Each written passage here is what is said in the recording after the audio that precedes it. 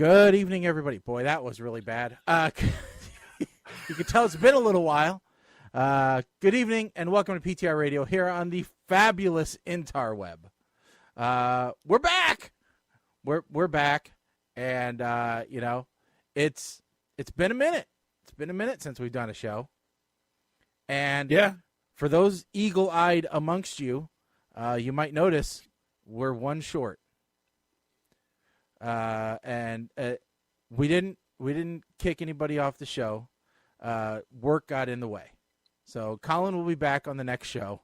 But he's not here tonight. So, it is what it is.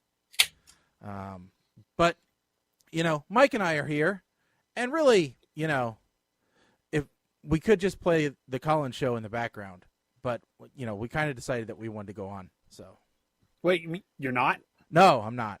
Maybe I'll do a special presentation of the Collins show. But no, not tonight. So yeah, we're back. There's been a lot of things that have happening. Both Mike and I are drinking tonight. I saw Mike's got a tall boy there. Very fitting. Yeah. I am doing a Irish whiskey lemonade of my own evidently creation. Because I wasn't able to find the recipe, so I just made it up.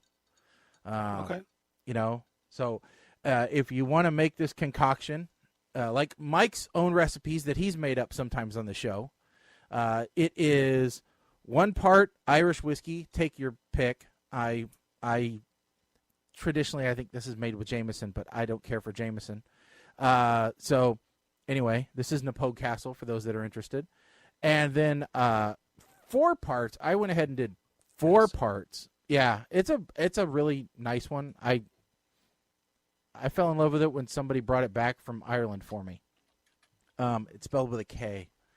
And then 4 parts lemonade, and then a half a part lime juice. So pretty simple recipe. And honestly, I think I'd probably knock the lime juice down a little bit if I was to do it again. Oh, okay. When you said with a K, I'm spelling castle with a K. Thank God Google Knogue. is smarter than I am. Yeah. Okay. Yep. Nope. It's Knogue. So. Okay, so that's Knogue. So. But it's been a minute since I actually had a drink, so this will be good. I just haven't been drinking lately, and I should. I have more reasons to. So, I have a question. So how does that compare to Tullamore Dew Irish whiskey? Good question, because I have had them both. Actually, I've got a lot. My collection has grown since last we met. I was at 23. Now I'm at 26 different varieties of Irish whiskey on my bar. Okay. And interestingly enough, I have an American Irish whiskey. It was an Irish whiskey which was distilled in America using the Irish methodology, which is interesting. But so I would say Napogue is my everyday. If I'm gonna drink on a regular basis, I'll do Napogue, because while it's a little bit more expensive than Tullamore Dew, I think it's got a little bit mellower of a flavor and it's a little bit more of a sipper. You can drink this straight, no problem. You don't have to mix it with anything. In fact, most of the time when I drink whiskey, I don't mix it. I just felt like something a little bit more substantial of a drink today because, we've all seen the problems that come up when I bring the bottle of whiskey in here and I'm just drinking it straight. So I thought I'll make a taller glass and that'll work. But I've drank plenty of Tullamore Dew. So yeah. Nothing wrong with Tullamore Dew. It's good. Like I said, I would have it over Jameson any day. Well, that's not saying much. No, but I feel like Jameson is kind of like the Jose Cuervo of Irish whiskeys. Like everybody thinks Cuervo's great until you have a good. Yeah. Well, I used to think honestly that people in Ireland looked down upon things like Guinness and, Jameson, and that was just that was their, Budweiser. or Bush, that it was it's peasant stuff, and that if you go to a real Irish pub, they're not going to serve that stuff. As has turned out, that I've learned, it's not actually the case. It is the Bush or the Budweiser, but it is the everyman's drink. It is, you can get it anywhere. So It's still wildly popular, even if they do prefer something a little bit more robust and a little bit more, refined if given the choice. But it's a default because you can get it everywhere. Now, I personally can't stand Guinness, but I'm not a beer drinker either. So, My opinion of beer should not be used as a baseline. Yeah. I mean, I'll drink a Miller Lite or a Bud Light or whatever if I got something in front of me and there's nothing else, but it is not my go-to. Let's put it that way. Yeah, I drink Keystone Light at home, and that's not a beer you find. If you find that on tap anywhere, run, because it's not supposed to be on tap. If it's on the menu, just possibly run. Don't. My advice is if someplace has Keystone Light listed as one of the beers they are serving, do not order anything in a glass, because chances are you're going to get hepatitis. Get a can or a bottle, because at least that has been hermetically sealed before it got to you. And still wipe the top off before you drink it. Yes. Because there's a guarantee a rat has peed on the top at some point because it's been sitting in a storage closet for a while. Probably. So, but before the show we were talking about streaming services, and it's a topic we talk about a lot, Mike, and you were saying that you've got a relative that has an issue with the Roku. Okay, so I got my father-in-law a Roku, and I don't mind talking about this on the air because it's nothing against him, right? Right. First of all, the man is going to be 88 in December. He just turned 87, so the fact that he's using a Roku is leaps and bounds ahead of most of his generation. I got my in-laws a DVD player, I think, when they were in their mid-60s. After they passed, my father-in-law passed last, and he was 92. I found DVDs that we bought them when we bought them the DVD player that were still shrink-wrapped. They never used it because they didn't understand it. So a streaming service would have blown their mind. So what I did, before I sent it to him, I had it sent here, and I loaded some of the free services like Tubi, Freevee, I think Pluto TV I put on there. The Roku channel has a lot of free stuff. So I put all of that on there for him. So all he'd have to do is just turn it on and go to the app and navigate. Mm-hmm. Well, the problem, he was trying to find a way. He asked me if there was a way to do favorites. And I'm like, and he also said there's no guide, that's no usable guide. And I'm like, well, so here's the thing. So was he actually looking? Was he looking for something like around here? It's channel 19, where you go to it and it tells you, okay, at this time we're playing these things. Because that's what I imagine. No. So what I'm imagining, because all right, so he has DirecTV, okay, and he has a basic package. But if you scroll through any of his receivers, looking at the guide, you're only going to see about 10 channels, because he favorited only the channels he wants to watch. Okay. And that's all that shows up in the guide. Right. And that's what he's looking to do with Roku. Now, I don't know if you've looked, like I had to go on and look at like the Roku channel. And yeah, there is actually a guide for live TV on a Roku box. Yeah. Like there's a whole bunch of free live stuff. And you can favorite those channels, which might be what he's asking me. But you're only favoriting them within that app.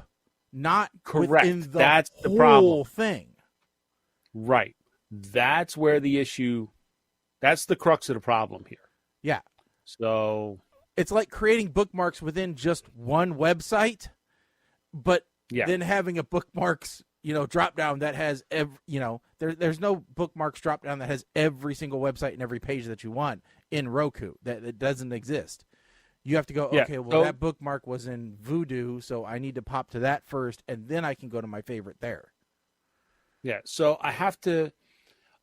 We're going up there next month, and I said, put a pin in this until we get there, because I got to show you. It depends on the app, and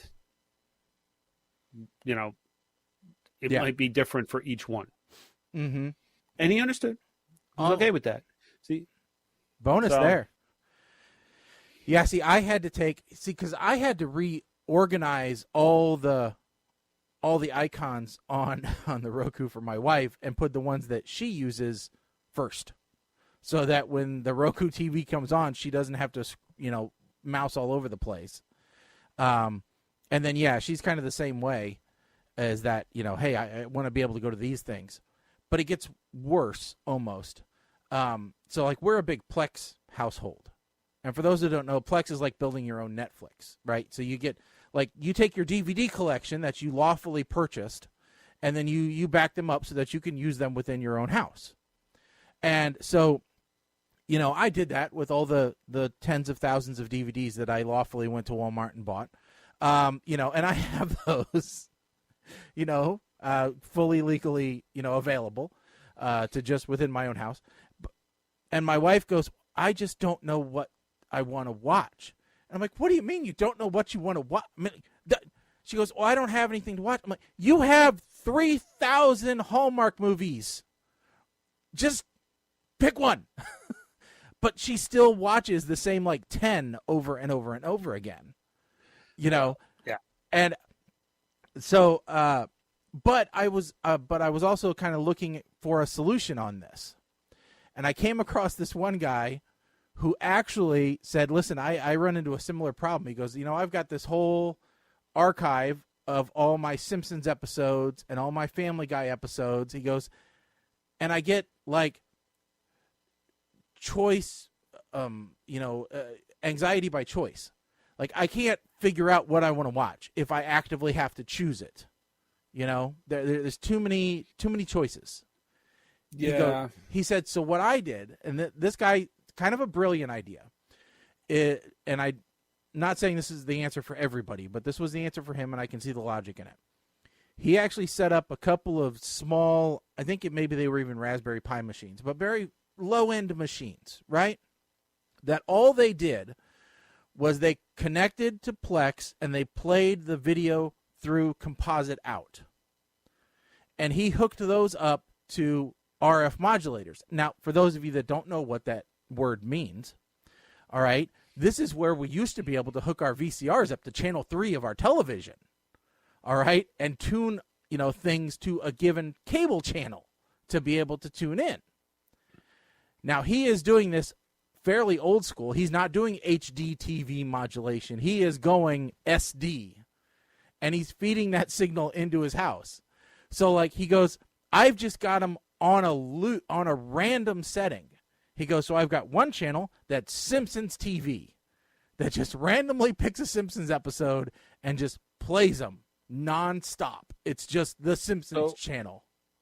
He's essentially become his own cable provider. TV network. Yeah. He's only got 2 channels, Simpsons and Family Guy right now. But, that's all they do is they just play those shows. And he goes, you know what? I watch more of them. He goes, because if I'm in the kitchen, I turn on the TV to channel 3, boom, I'm watching The Simpsons, whatever one happens to be on. And I'll sit there and I'll watch the whole episode or whatever's left of the episode that's on. The fact that he does it all random is a little odd, because The Simpsons, you could run that on a loop consecutively, and it would only repeat every week. But the thing is, those were not episodic, or they weren't serial. Oh, that's true. No, so that's true. Doesn't matter. That's true. It doesn't matter. There's certain things like back in the day, you didn't have to watch the previous week to understand what this week's doing. You didn't have to binge watch. True. So there's a lot of shows that are like that where you could just say, you know what, random. And actually, I did that for my wife. I taught her, because one of the things that she likes to do is watch Matlock. But there's 10 seasons of Matlock, but which one do you want to watch? And she did go through and she watched them all start to finish.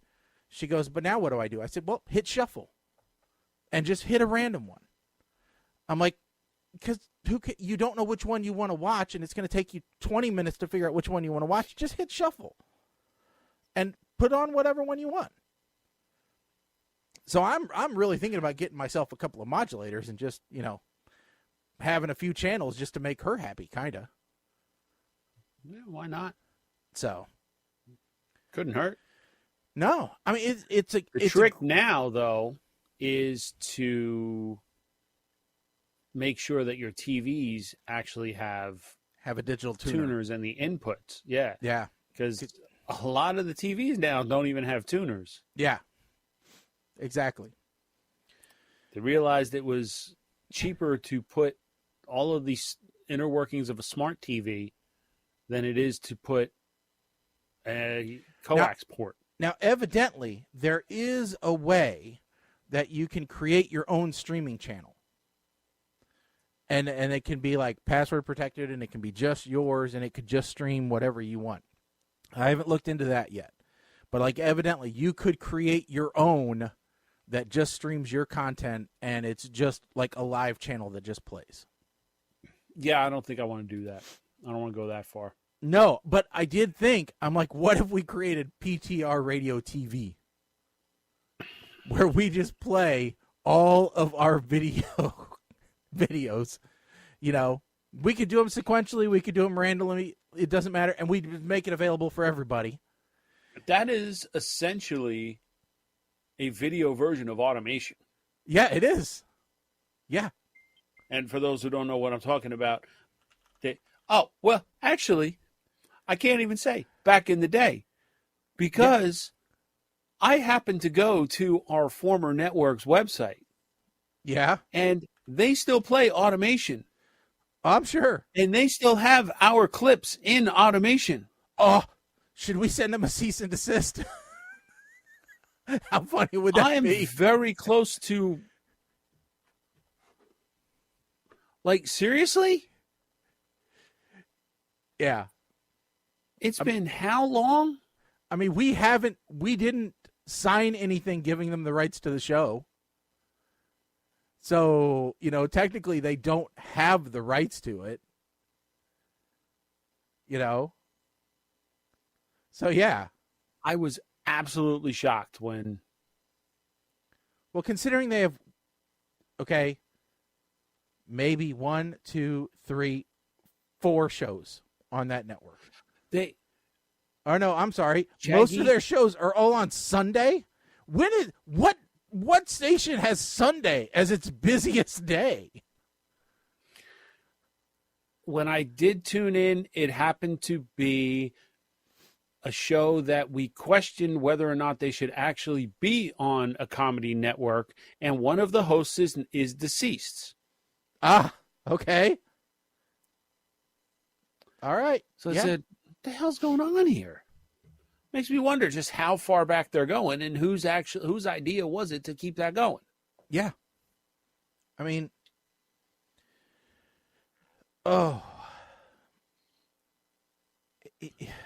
yeah, that begs a question of sanity, really.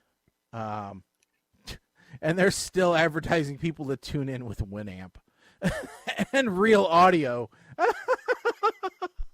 It shows you how far behind they are. So, on another note, yeah, and I posted this one up now, and just about an hour ago, and damn it, we're going to talk about this because the one person who would argue with me that that's not the case is not here. So screw it, I'm going to talk about it. Was it July? That Prime Day? Yeah. Okay. And during Prime Day, I went in the show leading up to it, I made the comment that Prime Day was starting to feel like Earth Day, that they're having more than one a year. Yep. And I was told, no, that's not the case. They're doing no. Amazon has announced that they are doing Prime Big Deal Days event in October. Mm-hmm. Yes. Prime Day is part of the damn name of this event. They are doing multiple Prime Days. I'm not imagining things. Or they're listening to PTR radio and realizing we're brilliant. Yeah, we know what we're talking about. So will we have, all right, we don't already have a Prime Day in November, do we? Because we have Cyber Monday already in November. Well, no, but they just lump into Black Friday and Cyber Monday. Right. So will they call it Prime Monday? They don't. Well, no, they don't do. They don't call them Prime Day because that's just a giant retail event. Okay. So nothing that this October one does not line up with anything unless they're giving you like free candy. What is it? October 10th and 11th. That lines up with nothing. Well, is it? Wait a second. Isn't that Indigenous Peoples Day? Are you gonna make me look on the calendar? I think so. I think it might be Indigenous Peoples Day. I think one of those days is. And what better way to celebrate than blatant commercialism? The 9th. October 9th. Yeah. So how better to get over your post-Columbus Day / Indigenous Peoples Day hangover than with blatant commercialism? Oh! September 10th is not September. Darn it. Get me to where I need to be for the holidays. I'm going to say the holidays are, okay, October 9th, yep, Columbus Day. October 16th, Boss's Day. 21st, Sweetest Day. And then Halloween. That's all you got in October. So maybe you also have October 4th. Which is, I don't remember what caused me to put this in there, but I have a note on my calendar at 2:20 p.m. that it's massive emergency network test on October 4th. And I believe this is one of those, everybody's cell phone in all of creation is going to go off with an alert. Yep. FEMA and FCC plan nationwide emergency alert test for October 4th. Oh, hold on. It's been postponed. Has it? Because of severe weather. The national test will consist of two. I think there was an update. This released August 3rd. Backup test. Okay, it was. Test is postponed. The purpose of October 4th test is to ensure that the system's continuing to be effective means of warning the public about emergencies, particularly those on the national level. Oh, in case October 4th is postponed due to widespread severe weather or other significant events, the backup testing date is October 11th. So, fantastic. Okay. So it's not postponed yet, but it could be. Okay. Now, the whole reason I put this in my calendar is, well, the company I work for, like many companies, has implemented a return to office mandate, also known as eat a bag of dicks nationally. So I put this on my calendar to make note, do not schedule an important meeting, depending on how I feel, during that time. Oh, my God, that is a to Wednesday. See if everybody's phone goes off. That's a Wednesday, so everybody in my office is in the office on Wednesdays. Have they assigned days for your people to be in the office? Yes. So we have a hybrid schedule. So you can do up to 3 days remote. You can pick any 3 days between Monday, Tuesday, Thursday, Friday, but everyone is to be in the office on Wednesdays.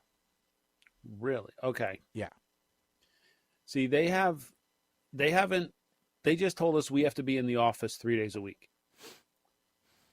No, they wanted to be And- able to have one day where they could schedule a meeting no matter what, and people would be in office. Okay, and that's fair. That makes sense. I guess if you have the space for it. Yeah.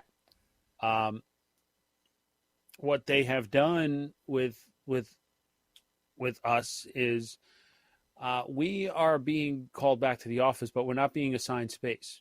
So it's show up and find a workstation to work at. You can't reserve them. First come, first serve.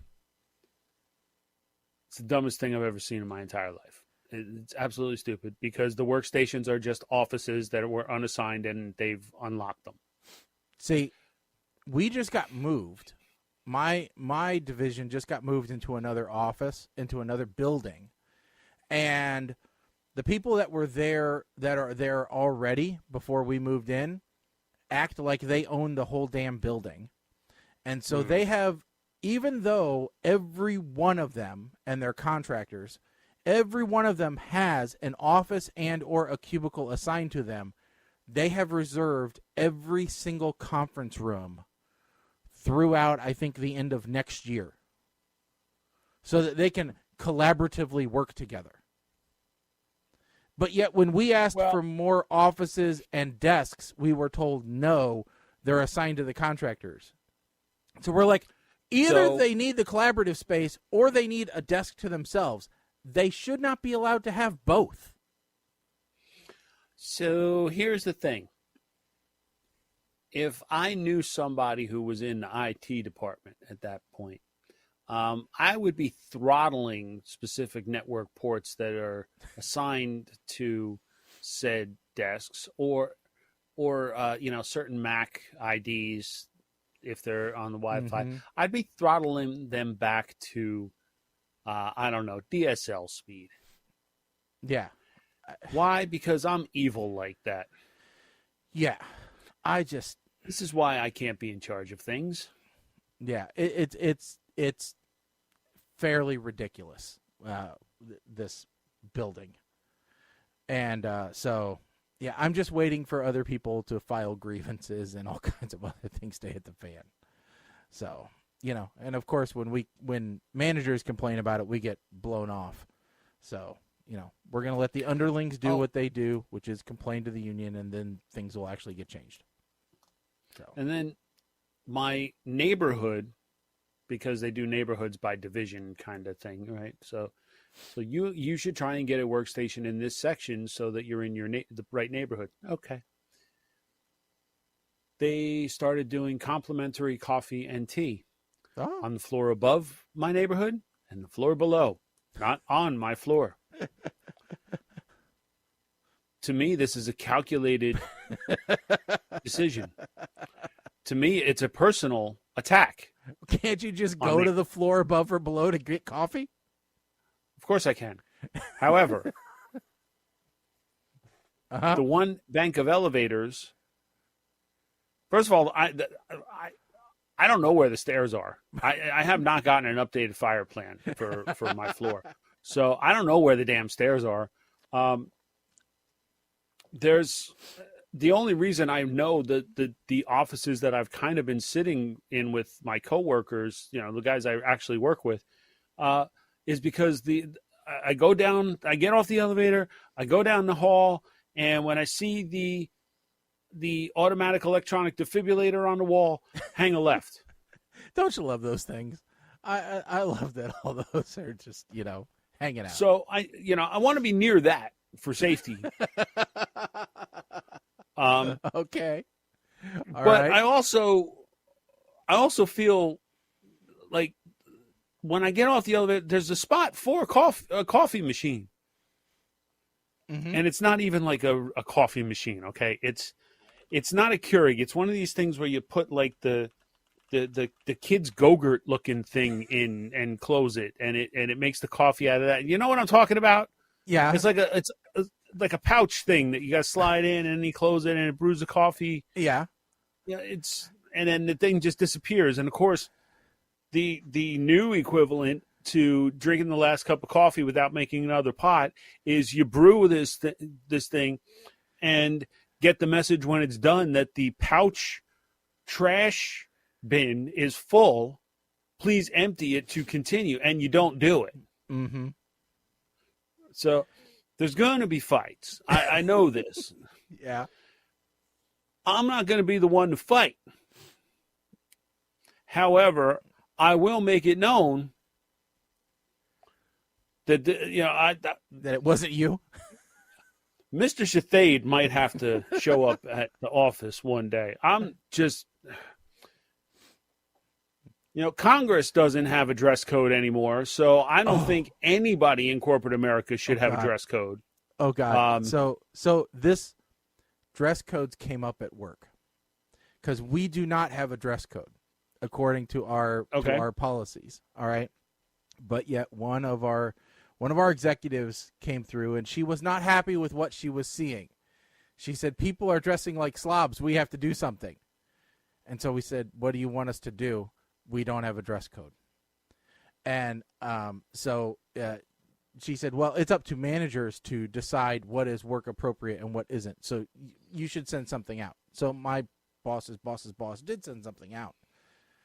Except the problem is the people that they said that dress like slobs, not our division. They work for another division. Most likely, they were contractors. They weren't have their even own set us. of rules. Yes. Yeah. So it had nothing to do with us because we've already shamed the people that dressed like slobs in our place. I had a guy who worked for me who wore sweatpants to work one day. And I said, "Hey, Captain Sweatpants, we don't do that here. So wear jeans like the rest of us or slacks." So, yeah, I wear jeans. Okay. For some reason, it's not popping up, but Gimp Master Flex writes in, glad I work from home advocating for clean energy and consult on clean energy projects. Uh-huh. And I grind my own coffee at home, much more caffeine and tasty. Let me tell you something. Yeah, I grind coffee for my wife too every day. That's no big deal. Let's be clear about something. Pal. Buddy. I worked from home for 17 years. And somebody got a stick up their ass and decided, yeah, no, come back to the office now. Somebody decided they need to be like Google and all that, and Zoom, coming back to the office. Zoom! The teleconferencing company canceled work from home. Mm-hmm. What's wrong with this picture, people? What is wrong with this picture? And screw clean energy and the windmills. I said it. Yeah. Nuclear. The nuclear option must be utilized. There we go. Okay. Now we got it, I think. We don't need that covering you every time we pop something up, but okay. We'll see what. That's fine. That's fine. All right. I'm not overly concerned about it. I'll read them out old school. Okay. So yeah, no. Our so latest we also thing has been ice. We want an ice machine. Oh well, we have an entire floor of interns above us, and I see them walking around with their backpacks, both straps, of course, because good posture, and their Vans and their T-shirts. I said, well, wait a second now. I may not look like an intern, but damn it. Well, wait a second. I think I can wear T-shirts. I'm not going to go wearing the Dickens. You could be cider Robert. You could be shirt. Robert De Niro in The Intern. He was an intern. How dare you, sir? What? You don't want to be Robert De Niro? I'd rather be Mike the Ape Man, still getting my damn paycheck instead of being an intern. I'm just saying. Oh, you don't have paid But- interns? We have paid interns. Well, yeah, we have paid interns too, but I know it's not great. they don't have pensions. Yeah, true. No, I'm not saying, I'm not going to wear. Hold. So here's yeah, the go other ahead. thing. Go ahead. Yeah. No, go So ahead. I make the kind of rule. I'm like, okay, listen, I'm going to wear jeans and I'm going to wear what I call a button-up collared shirt, which is what this qualifies as. Yes, this is kind of a bowling shirt, or a tiki shirt, whatever you want to call it, but it has a collar and it is button-up. So when somebody says, "Hey, you're not dressed work appropriate," I'm like, "This is a button-up collared shirt, my friend. What do you want to call it?" I'm like, this is what I wear. I don't have to wear a tie. So this is a button-up collared shirt.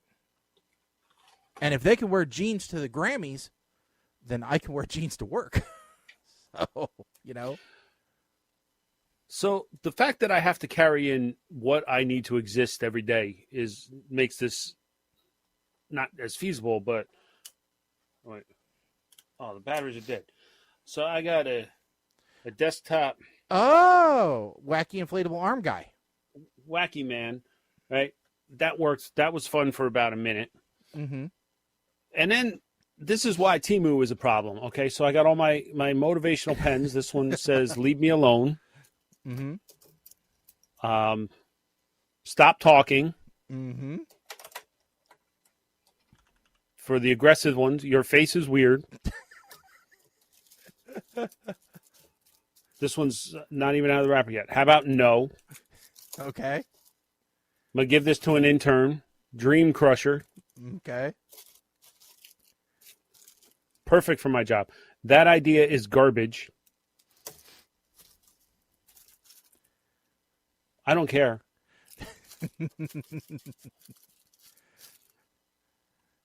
Oh, you can't see this. Not my problem. That's a good one for work. Good. And then my two favorites that I actually did I show you Stop Talking? Yes. Okay, I showed you Stop Talking. I showed you Leave Me Alone. Your face is weird. Okay. Blah blah blah. And finally, unfortunately, this is on like lavender, so it's going to be hard to read. But that's not my job. All right. Those are all Right, perfectly so- valid.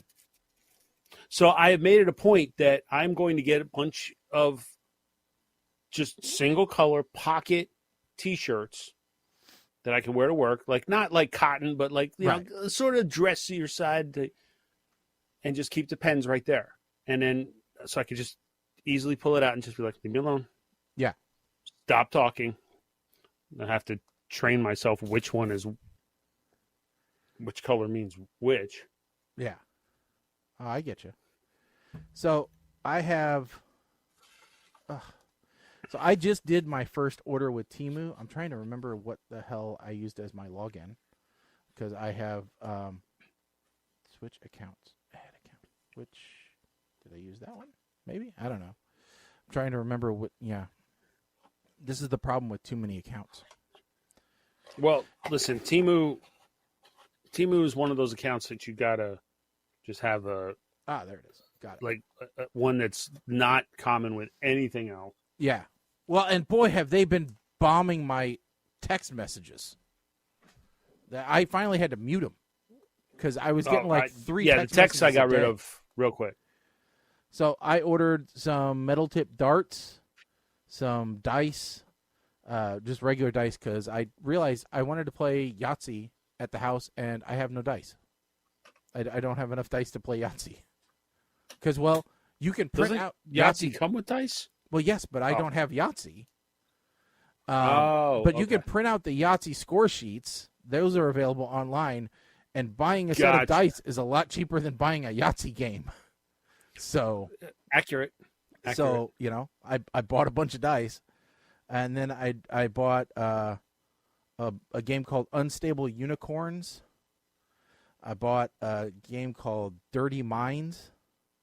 One called I bought Date Night Ideas. And I bought one called Drawing Without Dignity. So it basically I have Drawing Without Dignity. Is it good? Yes. Okay. That was fun. kind of my hope, because I'm always trying to come up with other games for when the kids come over. So. No, they're not children. They're my adult children. Okay. So Just making sure. they're not grandkids, just kids. Okay. Late 20s and 30s kids. So Okay. So yeah, so I'm just waiting on that Just to arrive. check. So, but we, yeah. But that'll be my first order with Temu, and that was, probably more than what I really needed. To be completely honest. I finally broke down and I installed the app. And I'm going to be completely honest, the app sucks. Yeah. I'm browsing through it and I'm like, I hate this app almost as much as I hate the friggin' McDonald's app. Keep changing my location. Is it as bad as Wish's app? Because Wish.com has a terrible app too. Oh, that's a bad app as well. Wish.com. No, listen, Wish who? Well, Temu is the new hotness, man. Come on. I know, but I still had Wish from before Temu was a thing. Well, I'm still waiting on an order from Wish, I'm pretty sure. Well, did you place it last year? Because if not, you're still going to be waiting. I mean, it takes a while. They basically put it in a rowboat to send it over here. I mean, they send it over with some refugees, hoping it gets to the right spot. It might not even wind up on the right coast. But and then, DHL doesn't even use a van to deliver it. They put somebody on a bicycle. Let me tell you, Kim got rope. rope. New stuff. She got stuff delivered today, and she was even I don't even remember what I ordered. I don't remember what any of this stuff was. She got a damn scratching post for the cats. I'm like, what? Said that was my free gift. It was only $2. What? Then it wasn't free. It was $2. Oh. Mike, since we've been on, a lot of things have happened in the world. Yeah, I was just looking at this. I went through and I hit some of the highlights, and you'll be happy to know I didn't pick any of the political highlights. So, I don't care. At this point, I really don't give a damn. But here's one that you probably do. Well, you probably don't because you've already got the mortgage and you're probably not going to do it again. But mortgage rates rise above 7% for the first time in the last 21 years. So I do actually care about this one because it makes it that much harder financially for you to decide to sell in order to move. Yeah. I mean, yes, you're going to get a lot. Yes, you're going to get a lot from your house because it's still a seller's market. But yes, to then buy, you're going to be paying a lot. And, oh, God forbid, if you have to rent, good Lord, if you have to rent, you might as well sell a kidney. I mean, because that's what it's going to take. Look, the property values, they may, if the mortgage rates come back down, property values could potentially go up because people will be able to afford more house because their mortgage payment won't be as high. Yeah. So I'm hoping for a little bit of a balance, like a compromise here, because right now I'd be doubling my mortgage interest rate. Yeah, me too. I would almost be tripling it. So we are planning on moving out of New Jersey, but I can't. Not soon. Right now, look, we're the way. Well, with the job situation, that's a whole other. That's the whole thing right now. But right, the way I'm looking at it is, I'm just paying. I'm building up the down payment on the new house at a lower interest rate because whatever equity we have when we sell, whatever gains we make, that's going right to the new house. So, yep. Oh yeah. But yeah, that one out of all of these, that's probably, well, maybe not. Let's go on. The next one, the voice of Mario in the Nintendo video games is retiring after 27 years. This is where I'm confused because this shows you how much I play Mario. I didn't know that he actually spoke in the video games.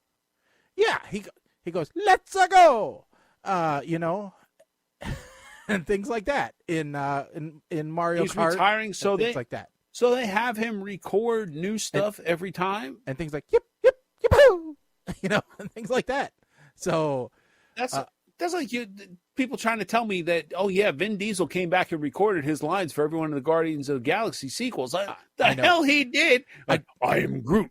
You throw that through whatever modulator you want. This last one, he came back and he said, "We are Groot." Yeah. Okay.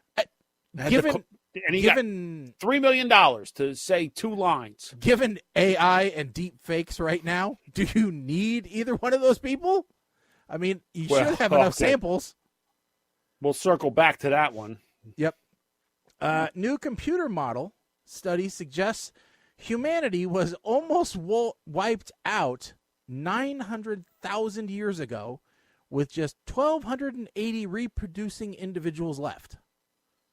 So that means, and this is not confirmed or anything like that, there wasn't any history of it, but it says that it looks like almost 1 million years ago there were only some cataclysmic event happened, and there were only 1,280 people left that could reproduce, and they rebuilt the society. Kind of interesting. 1 million years ago. Yeah. It gives you insights into what would it take to create a society somewhere else from a genetic diversity perspective. Because we're talking about sending people to Mars and all these other things. So the question comes in, all right, how many people do we have to send to create a world? Right? Because you watch all this science fiction and everything else, and you see all these gigantic worlds that are, populated, and according to them, humanity just spreads throughout. What does that really take? It has always been a question that I've struggled with. So evidently, it takes 1,280. Well, now we know how many people they have to send to Mars. Yeah. We just have to build an ark and... Well, but you do have to account for, the mortality rate. Because we know that not everybody that goes to Mars is going to make it there. So give them 20%. Oh, yeah, but they'll be reproducing... Space Nookie is a thing. So Space Nookie. Have we had that yet? Have we actually had outer space intercourse? If it's not, there ain't no damn reason to go. Every sci-fi show, even some of the bad movies we've watched, have depicted Space Nookie. Well, I remember Barbarella has, but according to NASA, as of 2017 at least, no humans have had sex in space. I think we know what the next experiment on the International Space Station needs to be. The question is, how big is the bathroom to join the Million Mile High Club? Does it have to be in a bathroom, though? Well, I don't know. I know what it is for an airline. So I don't know if that counts. But if you do it on a private jet and you're not in the bathroom, you're still technically a member of the Mile High Club. Well, remember, they have that chartered. They have that charter jet that you can have. Now. So, of course, in a French author, of course, he had to be French. Pierre Collier put in his book called "The Last Mission" that NASA had commissioned a study on the various sexual positions in outer space. NASA commissioned a study on Space Nookie. Would be interesting to see which.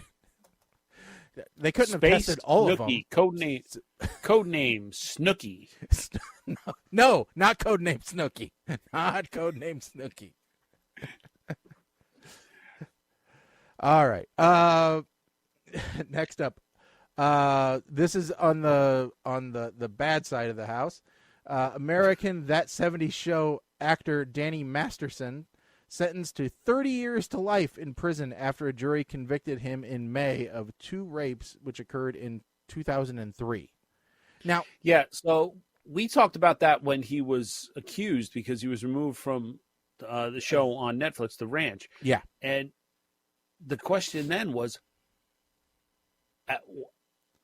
it brings up the whole debate about statute of limitations. And I don't want to get into the debate about, rape and victims and no, because what's right, what's wrong and all, but no.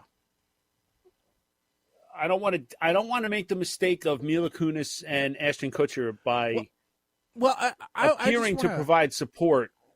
Well, and that's the thing. Yeah. That's the only thing that I would talk about on this matter is the appearing to provide support. Because in watching their apology video, because what they did was they wrote to the judge at the behest of the family, evidently, according to them, for leniency in sentencing. That was their plea. Now, and they talked about the guy's relationship with his wife and their kids and that kind of stuff was my understanding is the contents of the letter. Now,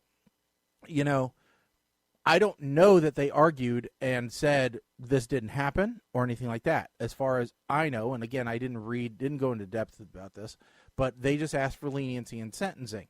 And somehow people construed that as they were going against the victim.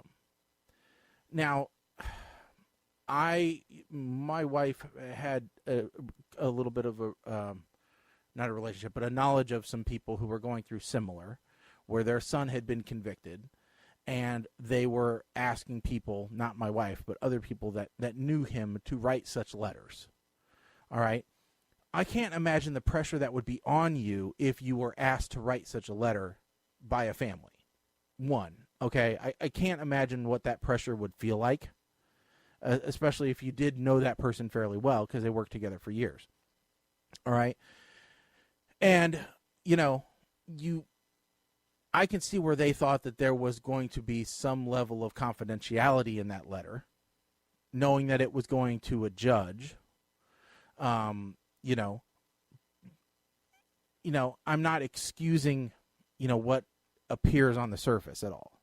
But I'm just saying that, I don't think that their letter asking for leniency was, in my mind, diminishing the victim's harm. So I thought about it after, and I watched their apology video too. And if I was in that situation, this is kind of where I started, I guess, getting into my feelings about it. If I was in their shoes and a family came and asked me to write a letter asking for leniency, the first thought that crosses my mind is, if he didn't do it, why does he need leniency?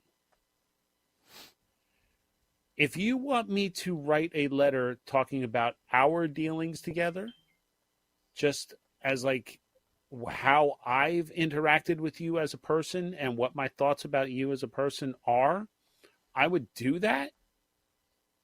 But it's not up to me to decide if you're guilty or not. If you're asking me, I guess that's the whole thing. Like, leniency implies that he did it. Well, and the question is, who's the leniency for? Because I guess when you're talking about the relationship between him and his family and everything else, I guess the way I interpret it is not the leniency for him. It's for them. It's for, like, his kid. Because his kid's now got to grow up without a dad in the picture. Right? Fair. So, but because no matter what, that's, that still happens. I'm not taking That's kind of anything the away case from the for- victim's experience or anything like that. There's Well, damage and there that's- that needs to be atoned for. And I think that's where it becomes fuzzy. Because if you're asking for leniency, you're almost saying that, well, what the victims say he did really wasn't that bad. So that's the interpretation that's being made. Well, see, Or could be made. yeah, it could be made. See, I guess I interpret it a little bit different. I interpret it of, yes, he needs to pay. However, please balance it against the damage that it's doing to these other unrelated parties. So say, okay, you're sentencing him 30 years to life, right? If that's what you're being saddled with. Okay, maybe just tell him it's the 30 years part. Because when he gets out, he's still going to be a crippled old man. But at least his daughter knows there's a chance that he might get out at some point while he's still alive, rather than dying in prison. Yeah. It's a very touchy subject, and I don't want to take anything away from the victims because that is Right. entirely wrong, and that's not what I intend to do here. I'm just trying to advocate for the collateral damage that's happening, So the other thing to think about here,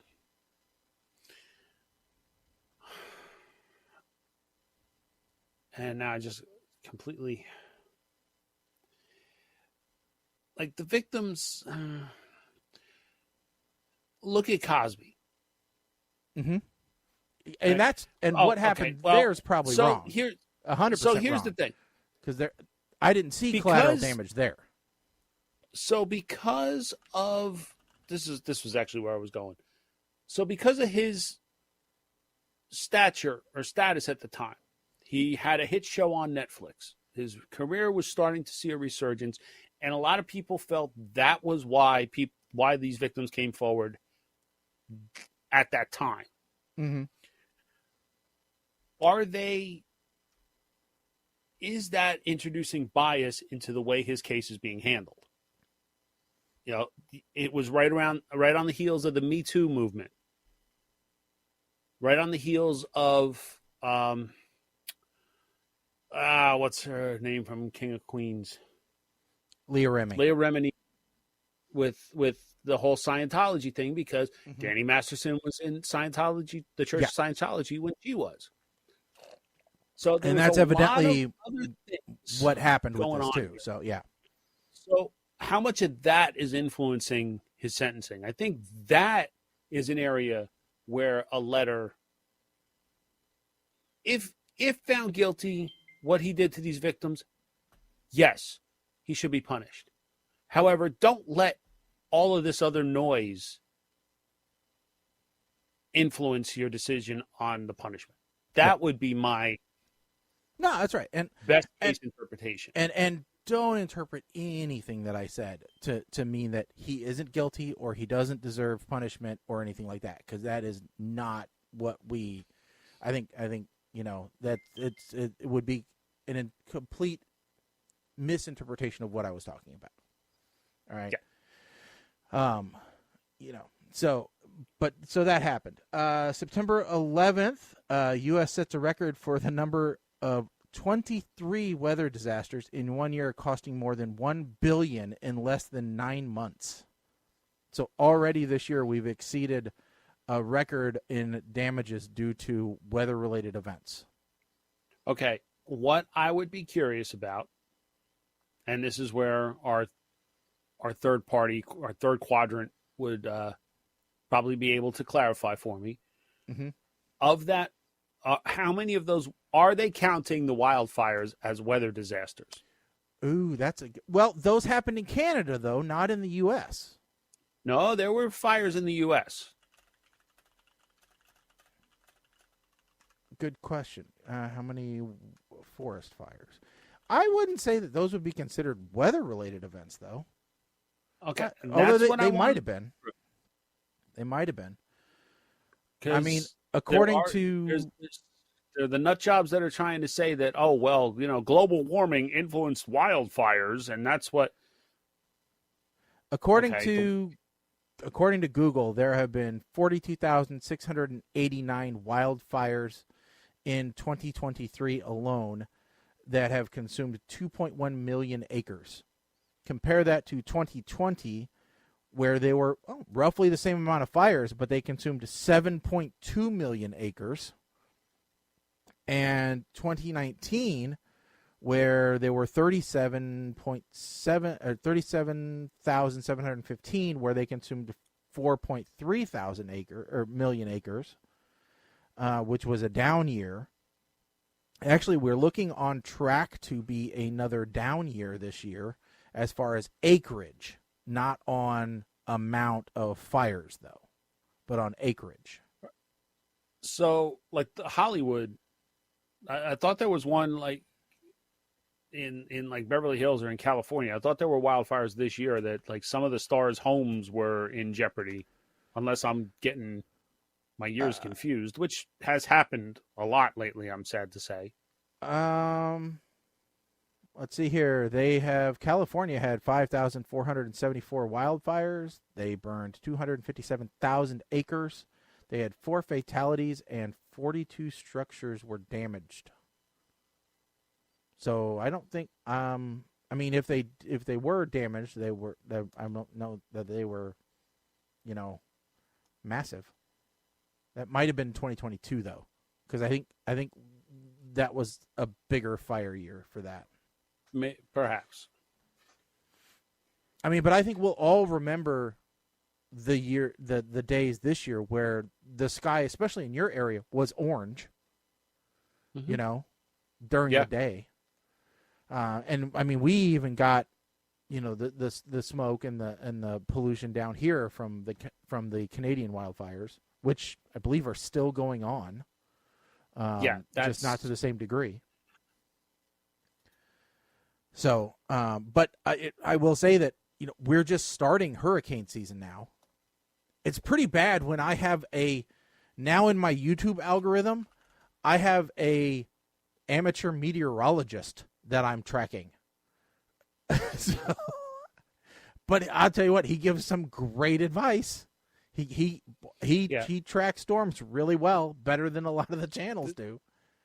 So there's a guy on Facebook I follow that he was the only one, and he really clearly predicted the path of Hurricane Sandy back, years ago. He was the only one that was telling New Jersey, guys, get ready. This shit's coming. Yeah. Everybody else is like, it's going to be off there. It's going to do this, that. Nope. He was spot on. This guy is like the Hayalls report or something. Let's see here. I have to find it. But yeah, he's really good. I actually like watching his weather reports. I learn a lot. Next up. September, moving into, so we're into this month. So September 14th, NASA probe into UFO sightings prove inconclusive, largely due to lack of good data. Found no evidence of aliens, but doesn't rule out the possibility. In other words, same old, same old. One, didn't they just declassify a whole bunch of files about UFOs or whatever they're calling them now? Yes. Okay. Now, number two, which by the way, they just find like, how crazy is that? Back in the 60s and 70s, if you would have told somebody, hey, someday the government's going to declassify and publicize a bunch of pictures that show strange objects in the sky, and they're going to come out and say publicly, hey, there's a lot of stuff going on in the atmosphere that we don't know what it is. Here's the information that we've recorded and kept secret. You'd have been locked up in the loony bin or told to go open up a store in Area 51. Yeah.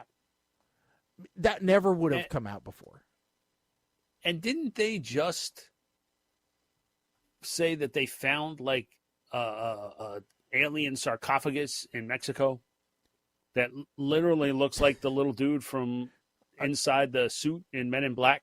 I was going to say, do you think it's part of the Stargate? I mean, when you say sarcophagus, I think of Stargate. I don't think anybody found Little Green Men. Did we declassify little green men? Little gray Alien men. Here. I'm going to send it to you. Okay.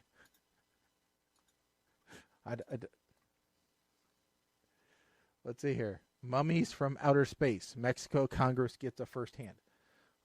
Boy, that... goddamn. Paywall. Oh, all right. Let me find one that's not a paywall. News should be free, New York Times. Here, space.com, is this? Here, I got it. Eyewitness News. Dun, dun, dun. All right. Let's switch back here. Here we go. Tell me it don't look like the body of the little dude that was inside the bigger dude in Men in Black. It does look like it. I won't lie. It does look like it, but it also looks like an alien made out of paper mache. Yes, it does. So he's really tiny. Also looks like maybe a very poorly done doll that got hit when Mount Vesuvius went up. I don't know, but that is a bit weird. But they did all kinds of weird stuff happen to mummies back then. Maybe it was a baby with birth defects. Ooh. So what you're saying is it should be in Ripley's Believe It or Not museum. Yeah, that's where it belongs. Okay. And so to close out your list, this one I saw his name pop up on Twitter. Didn't know why. British comedian Russell Brand accused of rape, sexual assaults, and emotional abuse by 4 women in investigation by the Sunday Times and Channel 4. Wow. Yeah. I just rewatched a Bake Off episode with him in it. So, now let's be completely honest. Brand 48 denies allegations of sexual assault made by 4 women in a Channel 4 television documentary and the Times and Sunday Times newspapers. So this is, he says it didn't happen. We're not saying we know either way. None of us were there or can comment. But these allegations are being taken seriously, but they were alleged to have taken place in Soho in central London in 2003. So 20 years ago.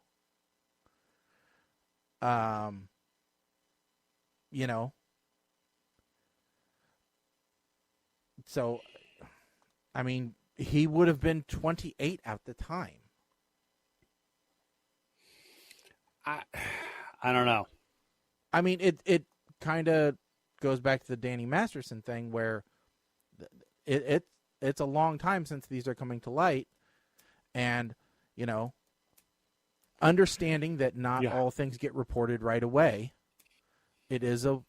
seems to be a while. So,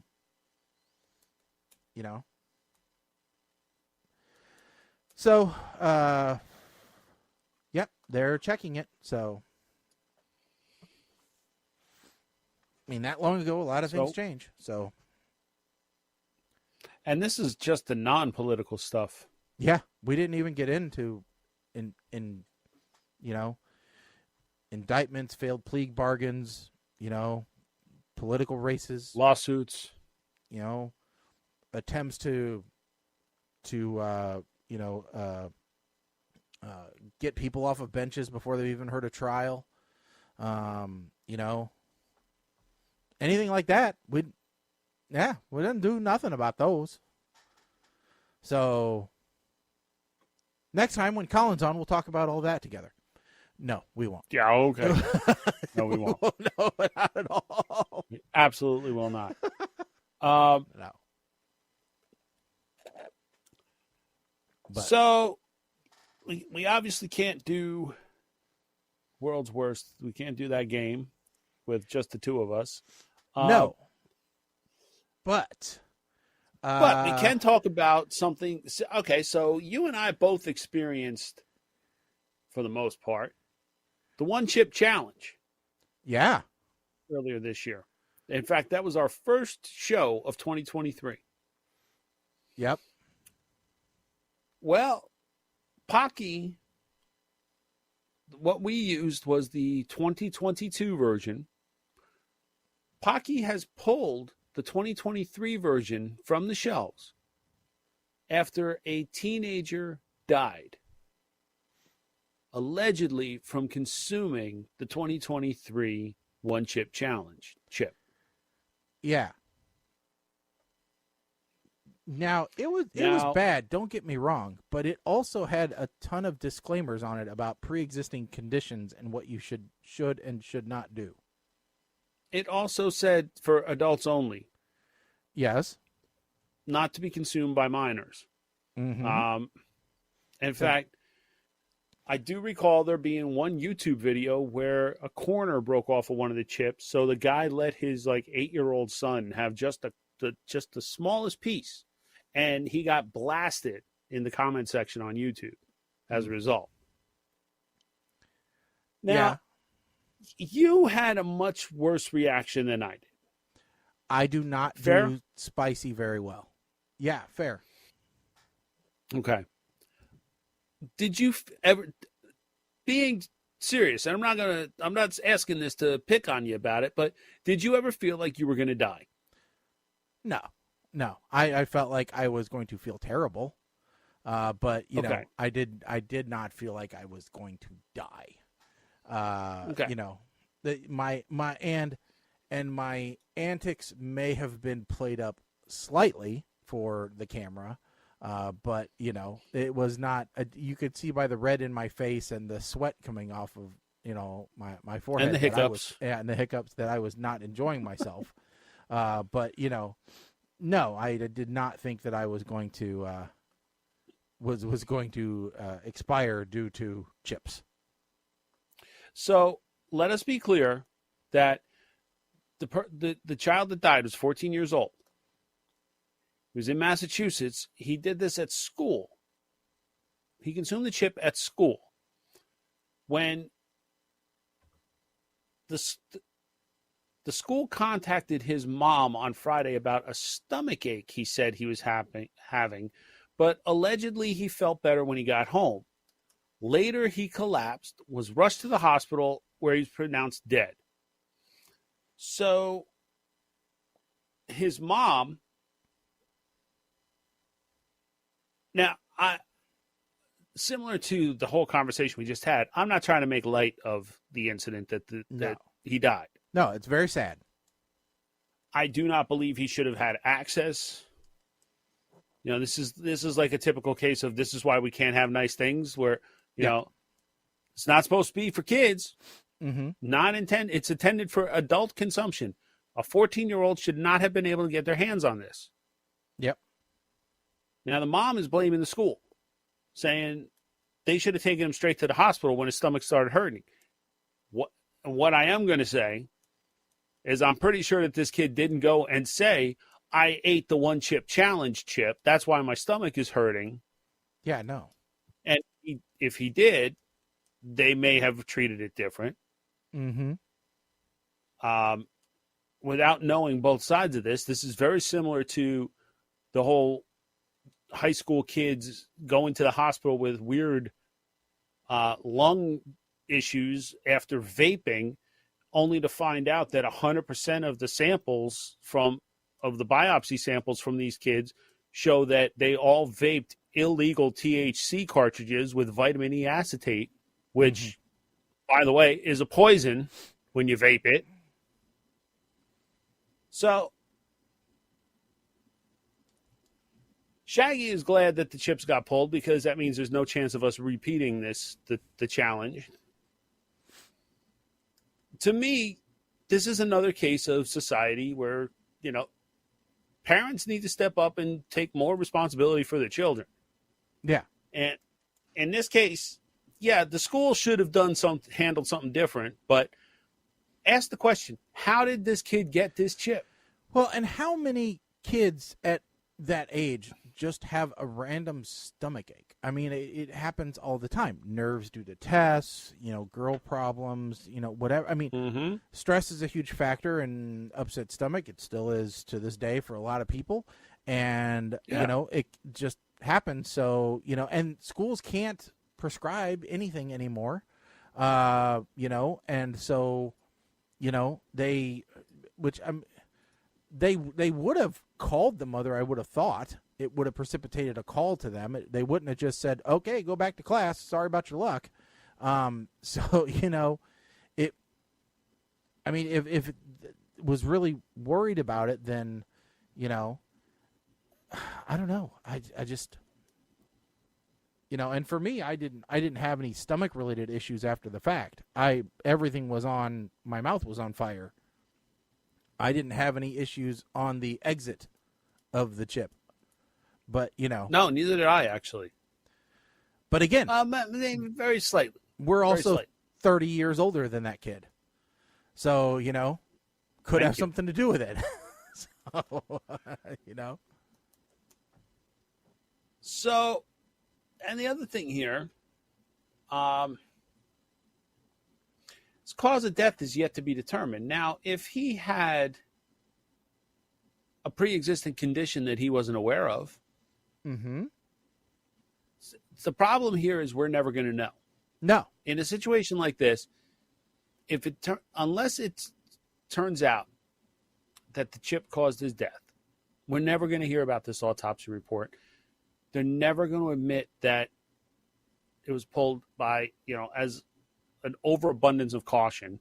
Yeah. Why not just lock him away? You have to show ID to buy it. Yeah. Why not do that? Treat it like any other, I mean, yeah, treat it like anything else, I guess. I mean, that would probably I also increase didn't realize.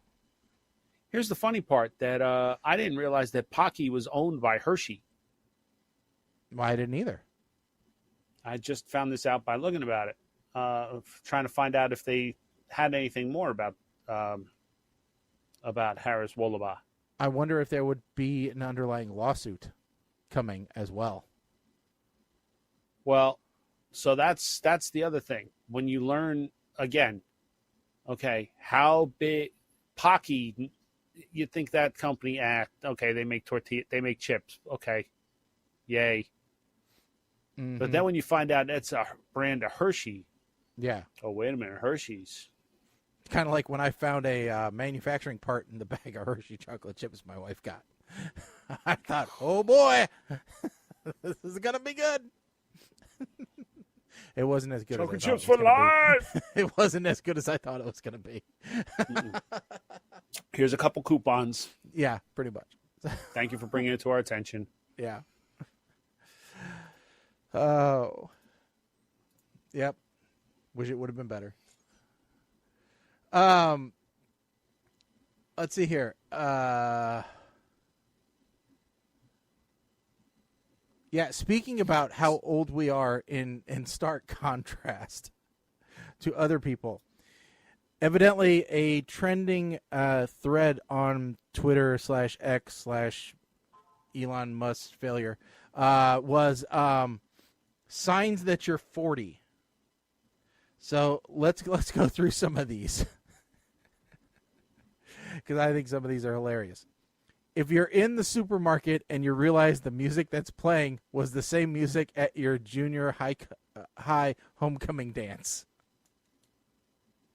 All right. Yes.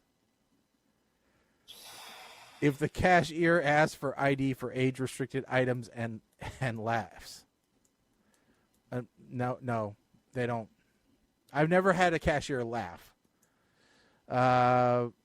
If your social media feed is filled with pictures of your friends' kids and their latest achievements. Oh, God. Can we... First day of school. Need I say more? I'll tell you what, though.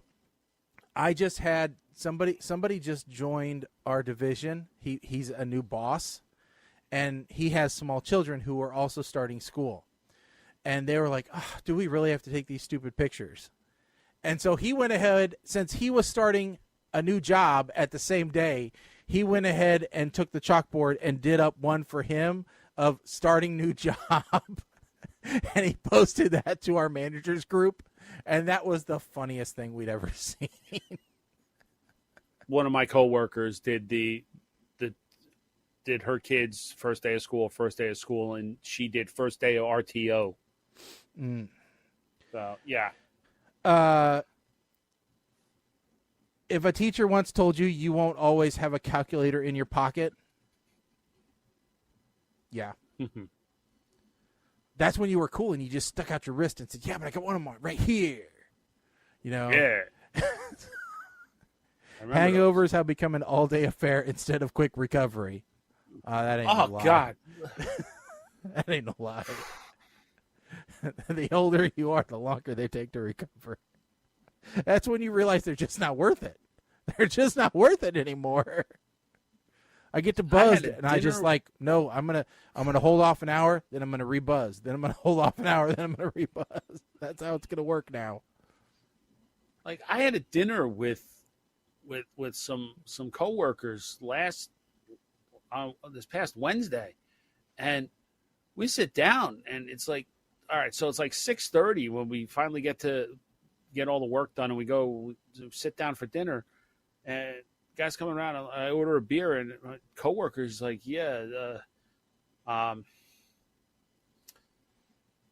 Grey Goose, twist of lemon. I'm like, bro, you realize it's a school night, right? I know. I really think that should be one. There's another one. And then with dessert. A cappuccino, black sambuca, chilled. I'm like, broski, come on. When you wake up injured and don't know why, you got out of bed wrong. That's all it takes. I was going to say, notice there's no implying you actually did something the night before. You went to sleep. That's what you did. Yeah, you went to sleep thinking whatever you went to sleep with was going to get magically fixed when you woke up. It doesn't. Sometimes it gets worse. When talking about directions, you say, let me map quest it. No, but you might say, hey, remember when we used to print out MapQuest instructions and you had to cross the country with 13 pages of printed directions because you didn't have GPS? Or the Atlas book that kept, in the side? So I remember staff picnic in Virginia. Okay. This was arguably where Shaggy and my friendship was born. I'm driving down from Jersey with El Blinkazoid which, forget it. Useless for driving. There is no GPS. What made you think a blind guy was going to be helpful when you were driving? Dude, the prick had that braille thingy. He could have had for all I know, he could have had the directions in there turn by turn and tell me what to look for. No. I had the MapQuest directions printed and folded up so I could just keep them right on top of my steering wheel. And when I got to the one turn, I could just flip it. So it was like a pyramid. So I could just flip it up and have the direction. And I did the same thing going home. Now, back then, while we were there, I bought a USB GPS and the program for my laptop. Dune did the same thing. Yep. Yes. So you had to run your laptop, which, by the way, our laptops had maybe 2 hours of battery life. 2 hours? What are you talking about? We had to get an inverter the size of a shoebox to run. So, okay, so that's where I was going with this. So I wound up at a later date helping one of our co-hosts move from West Virginia to Albany. Uh-huh. And I'm running my laptop driving down to West Virginia with this GPS thing working. And it starts to die. I had to find a truck stop in order to buy an inverter that was big enough to be able to run that laptop. Yeah. Which to this day I still have it. in the highly unlikely event I ever get a camper and need to run electric off. I know. That was such a it was such a road trip, man. It was so bad. Yeah. Oh Jesus. This next one. Oh God. You printed out greeting cards and birthday banners with a dot matrix printer, or simply you know what the holes on the side of the paper were for. I actually brought this up the other day at work. I said, I kind of wish we had a dot matrix printer so that we could print out a banner. I said, and then we could take the little things on the side and we could make the worms like we used to. And I had new employees look at me because they're in their 20s, go, what? And I'm like, yeah, that's what you used to do. You took the perforated holes and you made little wiggle worms with them. So mine wasn't on a dot matrix printer, but I will never forget, my mother got the Hallmark, official Hallmark card program. Mm-hmm. Right? And I swear I got the same birthday card for at least 7 years straight because my mother at that point refused to ever buy a card in the store. And yes, the wiggle worms, yes. You would save up all year this way, and if you figured out you could fold them, and you'd eventually have one giant one that went all across your desk. So I was just looking up because I didn't have the Hallmark program, but boy, did we have copies of The Print Shop. Print Shop, yes. Oh my God, there is a version for Windows 10. The Print Shop 23.1 Deluxe. Borderbound still makes it. I almost want to buy it. Now compatible with Windows 11. All the clip art you could ever need. Oh, here's one you already know about AI, and his name is Clippy. Yes, that's right. Mm-hmm. You Jeeves'd it before you Googled it. Yes. Yeah. And you remember using encyclopedias before Wikipedia. I have one better. Yeah. You used to own Encarta on CD. I got one even better. You used to have to go to the library. Oh yeah, that's where we had Encarta. I used and you would have to look up stuff on microfilm or microfiche. Or you had to use that stupid card catalog thing that nobody understood how it really worked. This one I'm not too quite yet. You get great enjoyment from watching birds at your bird feeder. Bro, we're there. Do you have the electronic bird feeder? The smart bird feeder? What? No. Oh, you need one. That way Is it on Temu? That way, the Bird Buddy. That's what you need. It is a smart bird feeder, and you can not only will it take pictures of your birds as they come and feed, but it will also identify your birds. Oh, no. It's like a Ring camera for birds. Nope. Yeah, I think Mrs. 8-Man needs one. How much is it? Before we even go any further, how much is it? Well, let me tell you this right now. You can buy knockoff versions because that's all I need to know. Can you get it on Temu? That's all I need to know. Probably because the cheapest version here is $200 for a bird feeder. Bird feeder is going to identify which squirrel is eating my damn bird seed. But you need one with the solar roof, so that's $270. Yes. So yeah. Okay. you make a noise when you make a noise to stand up. Yep. Caught myself doing that the other day. I said, holy crap. How the hell am I going to get through another hockey season at this point? Like, I feel like I'm falling apart. I make a noise to sit up in bed, let alone to stand up. Standing is an ordeal. You know? But yeah, so those are all signs that you're in your 40s. I hear people talking about now, like, oh, well, oh, God, I'm 30. I'm so old. Like, I will kick your ass. I swear to God, I will take this belt right off. You have no idea. You are not old. Mm-mm. Oh, God. So I'm at work the other day.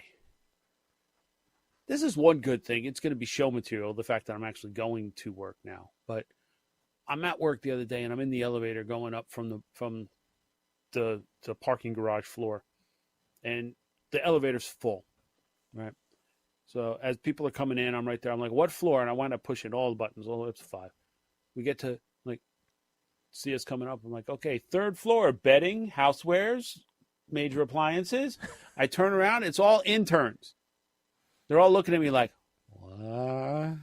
Oh, you didn't say in my head, lingerie? The little man is jumping out.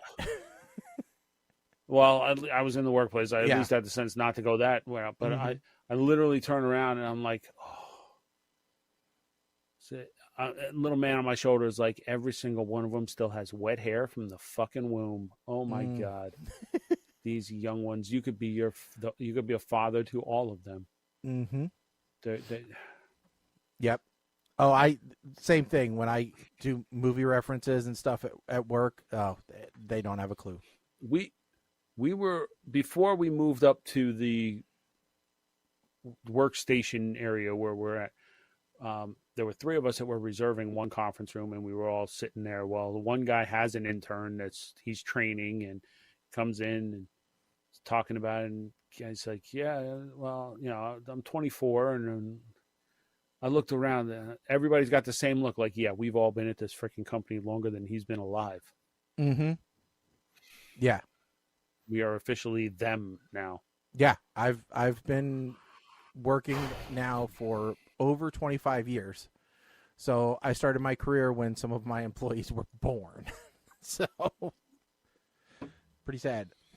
And it's like I have a guy who works for me who I found out, now he's probably in his mid to late 20s, I would say. But I found out. And he's a grandpa? No. I found out just the other day. He doesn't even have, not having a house, I would understand. All right? Still probably getting your feet underneath you. He doesn't even have an apartment. He literally rents a room. Well, I guess it's fine. I guess maybe he's doing better financially than I am. And it's probably a smarter decision. But, boy, I can't imagine doing that when I was that age. Of course, by that age, I already had a kid. So, and had a kid for a long time. But,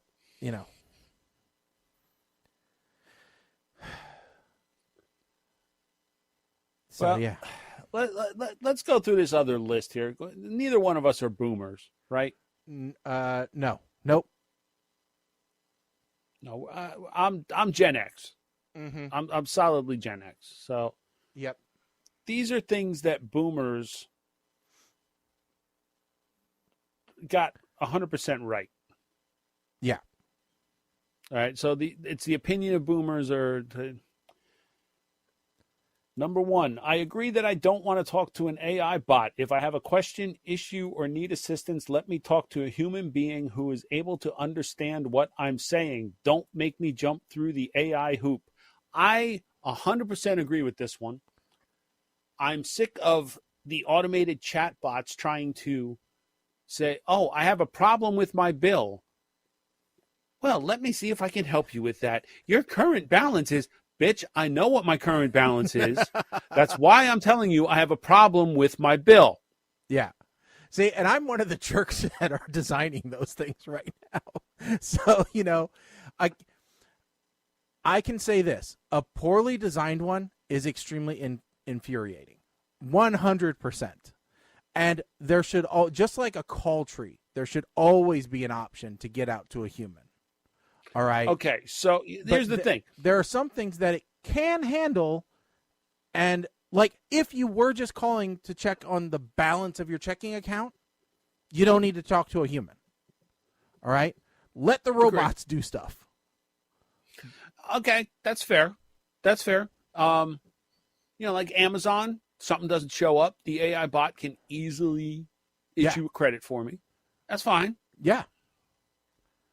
But the next free part of that whole AI conversation, because this actually happened, was, can I speak to a person, please? I'll be happy to connect you, but before I do, can you please tell me more about your problem? Mm-hmm. I just told you, and this is how I'm typing. Oh, yeah. I'm an angry typer. I just told you I have a problem with my bill. Yeah. The best is when you get the voice AI when you're on the phone and you hear it think.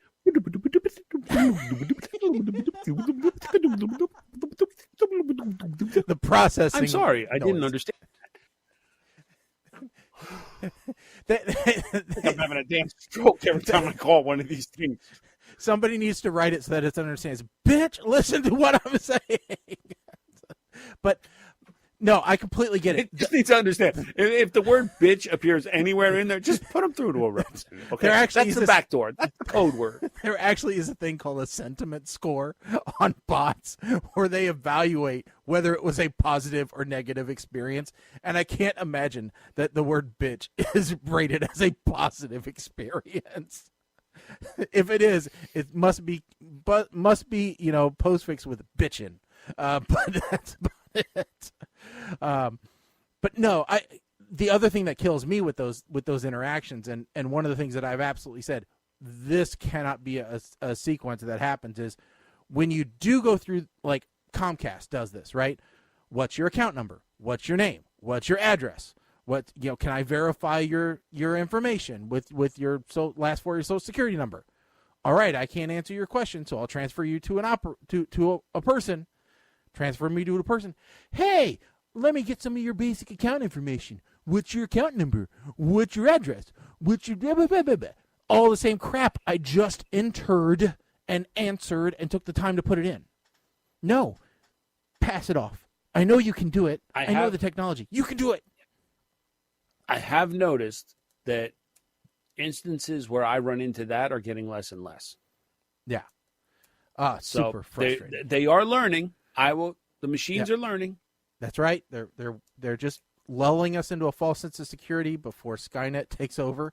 That's the way that this happens. So the next one on this list. In my own experience, older generations were far more DIY friendly when it came to pretty much everything. Building, repairing, cooking, etc.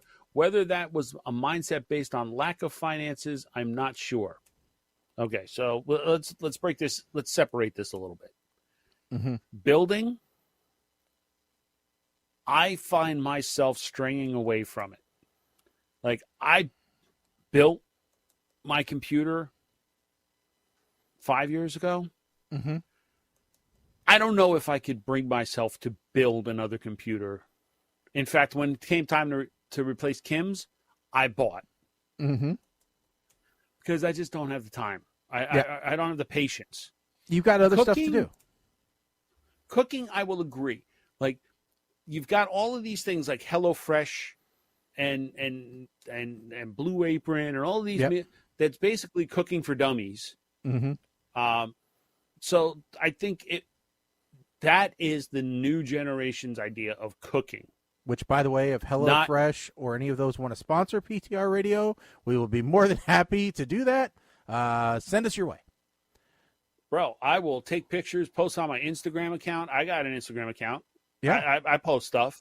I will take pictures and post up me cooking and all of that stuff if you want to sponsor us. Mm-hmm. Not opposed to y'all. Mm-mm. My issue with HelloFresh is I can't let my wife cook HelloFresh because the going joke is she uses every pot that we own to cook a HelloFresh meal. And the deal is whoever cooks, the other one has to do the dishes. So that's my only issue with HelloFresh. Yeah. Repairing, this is where I have a problem. Things are not built.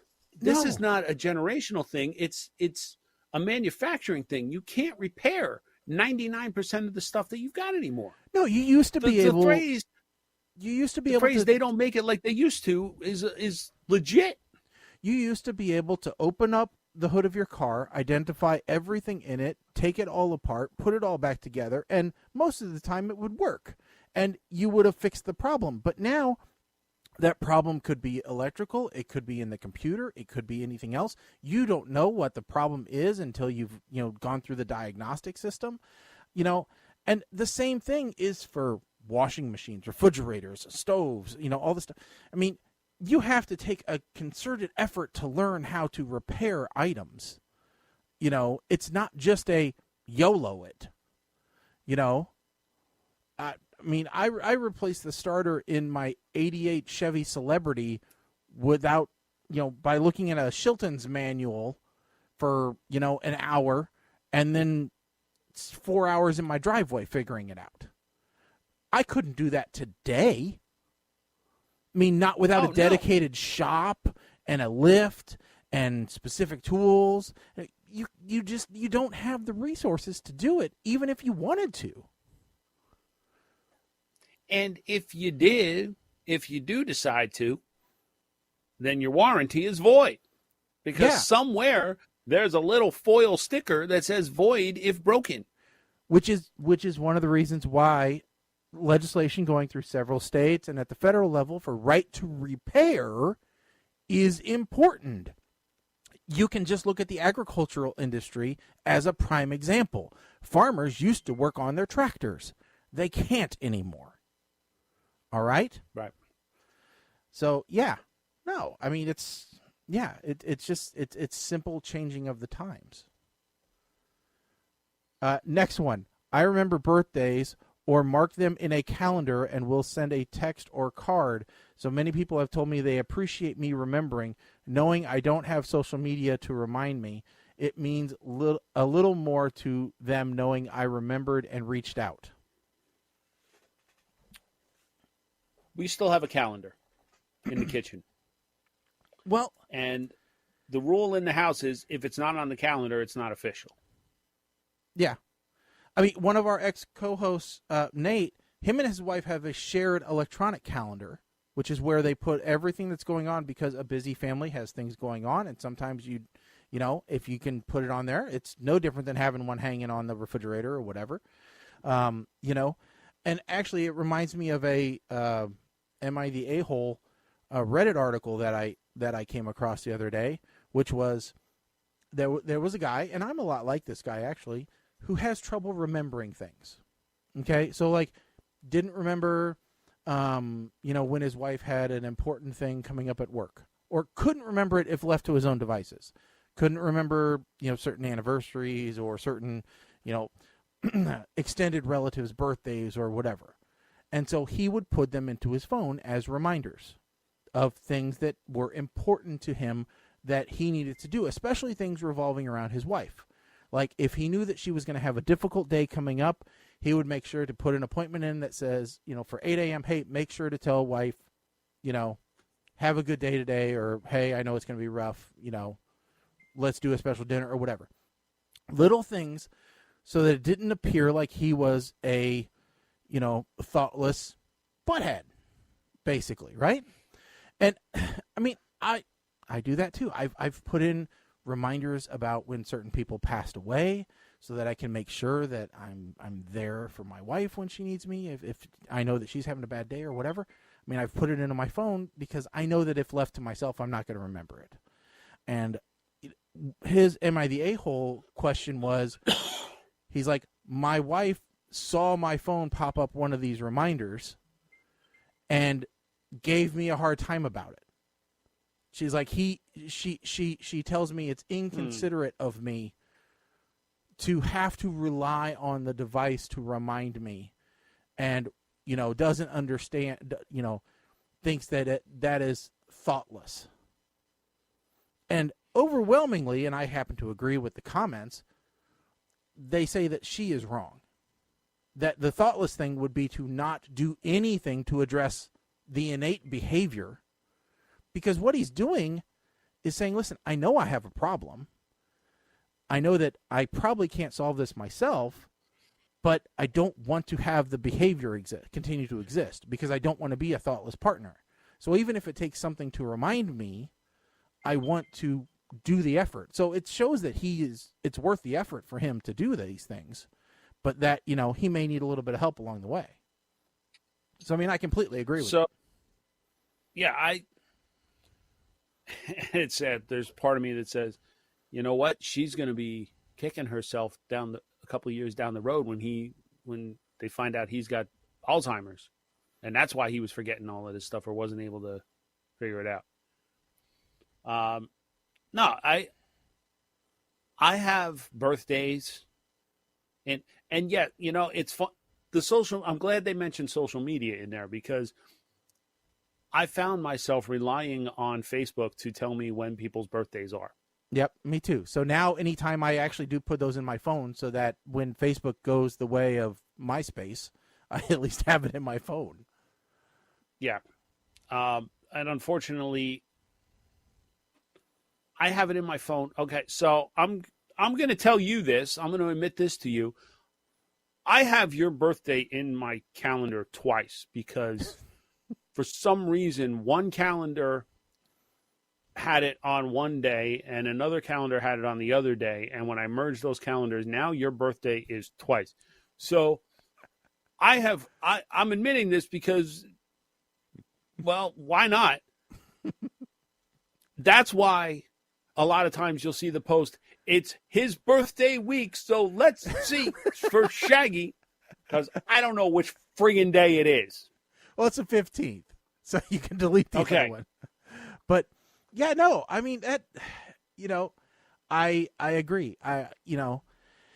And I don't see a huge difference between a electronic calendar and a physical calendar. I think they're very similar. But yeah, I agree that, having things. And one of the things that I try to do is I don't actually post on Facebook and all those things.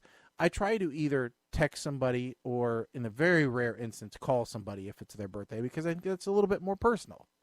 It at least shows that you were thinking and not just jumping on the bandwagon with everybody else, I guess. Yeah. So, that doesn't mean that I don't try to also show it publicly, but, I just think that, it does try to, show, hey, listen, beyond just the social media channel, I kind of remembered. So, yeah. All right. Next up, they generally see voting as an absolute must. They don't need to be persuaded by someone. They just vote every time there's an election, whether it's local or federal. I wish that tendency would have carried on more. Now, I vote every November. And if it's a special election in my town, I will vote as well. The only ones I don't vote in are primaries. Mm-hmm. Because I refuse to. New Jersey makes it damn near. It's too difficult, in my opinion, to change your party affiliation once you vote in a primary. Yeah. So for that reason, I just don't vote in primaries. Yeah, I don't do primaries either for other reasons relating to employment. It's just, it's a kind of a general government rule. Don't vote in primaries because then they know your party affiliation. And that makes sense. So I don't. But yeah, and honestly, it's only been something within maybe the last 10 years that I have been involved in, 10 or 12 years that I have been involved in is voting. I wasn't involved in it when I, got to voting age. It's only recently that I've, become interested in politics to some degree. And honestly, this happens to be another, I don't know if it was a topic I was discussing here or with somebody else, but honestly, if they would make it a federal holiday, I think that would increase the voting turnout. We are one of the few first world countries where Election Day is not a federal holiday. Where it is not a bank holiday. Next up, the ability to negotiate with car salesmen. So this one, I feel I wish we didn't have to. this one's going to go the way of the dodo. I think. I think we're moving more towards the model of this is the price and this is what we're selling it for. Good, bad, or indifferent. Saturn was that was their entire dealership structure.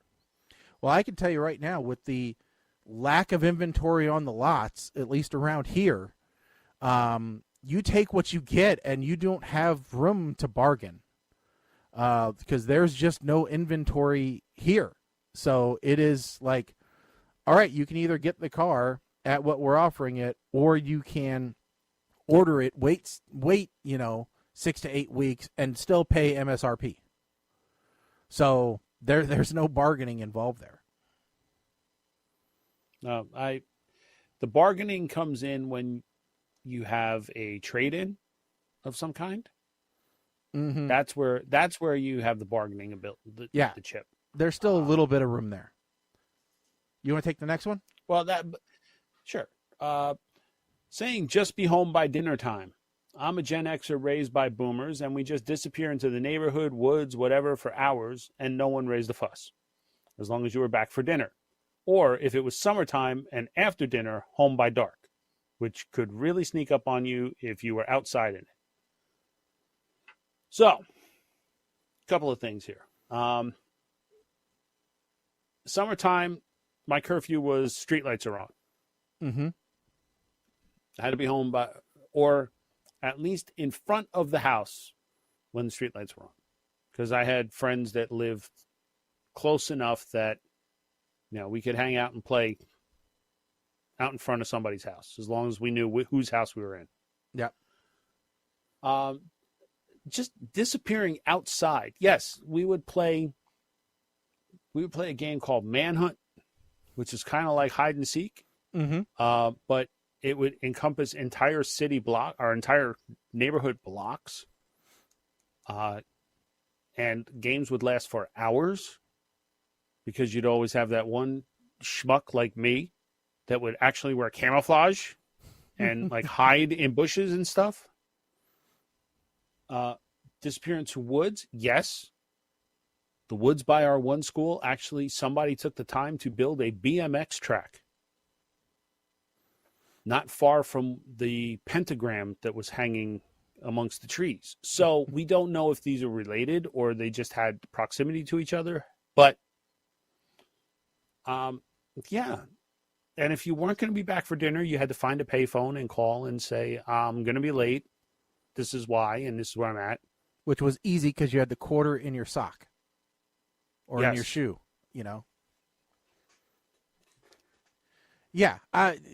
We didn't have my parents' house. We didn't have a ton of space or a ton of kids around us. They were my immediate neighbors, and that was pretty much it. And I was older than most of them. But then when we would go to daycare during the day or whatever, I mean, they lived in subdivisions where you could just and had bikes where you could just go for hours riding around, and nobody said anything. I mean, we were just gone on bikes, and it didn't matter. So yeah, exactly same thing. I don't know if you have a problem with the next one or not, but boy, I do. Why do restaurants have to be so darn dark? Turn the lights on. I can't see my menu or my date.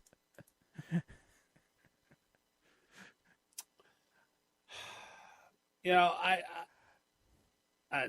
kind of get mood lighting. It's a little bit more private when things are dark. You're not making up for it by having the little candle votive thing on the table. Yeah. No, but I need more than I need more than a 2-watt light bulb to read my menu. I have actually whipped out my phone's flashlight to read the menu before. So, yes, I know. or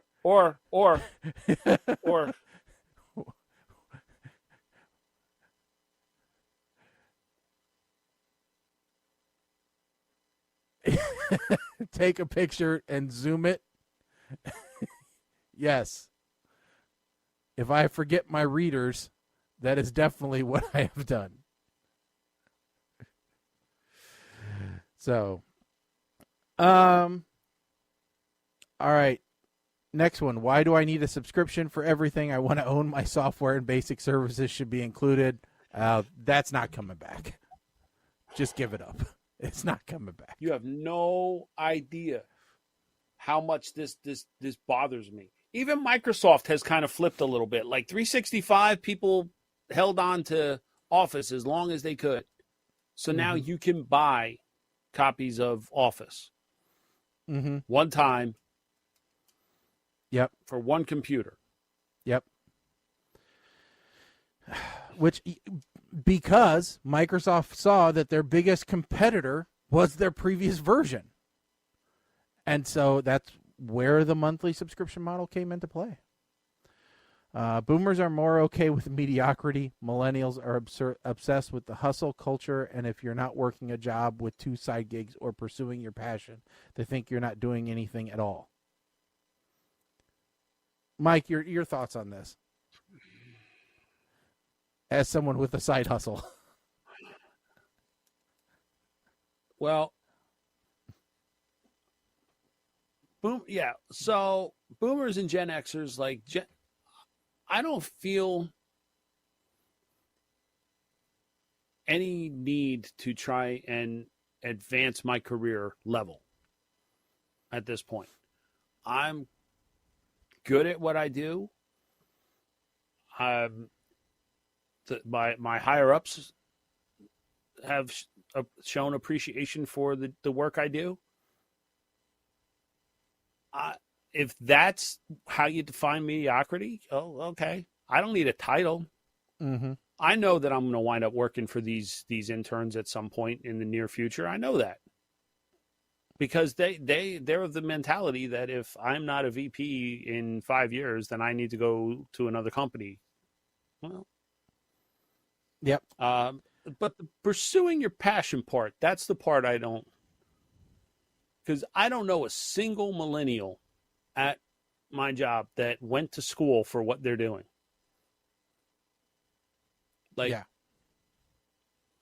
None of them have a degree in Sanskrit, so I don't, and that's a degree of passion. I mean, look, so I don't know. I have actively turned down promotions.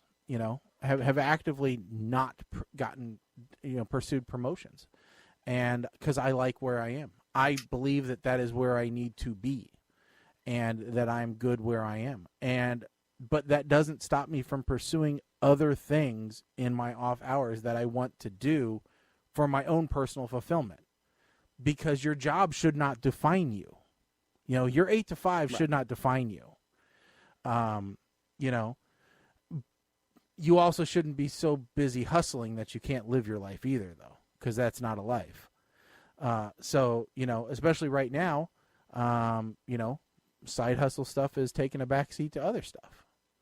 And that's just the way that it is, because I've, burnt you. It's a sequence of burnout, recharge, burnout, recharge. But I do enjoy doing some of the side business stuff. It's fun for me. And here's the other thing, like a lot of these side gigs that millennials think are side gigs. People are making careers out of this. Yeah, they are. So like being an Uber driver, if you think you're doing that as a side gig, okay, well, people are doing that full time and they're making, I'm not going to say they're making a good living. Some do, but they're making a living. Yeah. I mean, and to some degree also, the cost of living is a lot higher. Some people don't have a choice. Yeah. Some people don't have a choice other than to find another job. And that's the other thing, side gig, right? So somebody's not going to work in their office in a financial job during the day, 9 to 5, 8 to 5, and then go work at Walmart at night. Yeah, no. Because that's beneath them. They're not going to go start flipping burgers at night. No. they're going to be a Twitch game streamer or something that, excites them or that they have more fun with. Who knows? So, yeah. Appliances don't need computers in them. All these fancy fridges, stoves, washers, and dryers are all breaking much faster and are unfixable. I don't disagree. Yeah, we had talked about it. Yeah. Somebody says they're a cusper. I mean, my washing machine does not need Alexa, for God's sakes. Oh, no. That's... It is kind of handy if your oven has it, though. There are some things, but I don't need to get reminders on my freaking Echoes that no, your washing machine detected that your underwear is getting thin. Would you like us to order you more? No, but I do want to preheat my oven. Stay the fuck out of my shorts, man. I do want to preheat my oven to 425 so my pizza can cook quicker.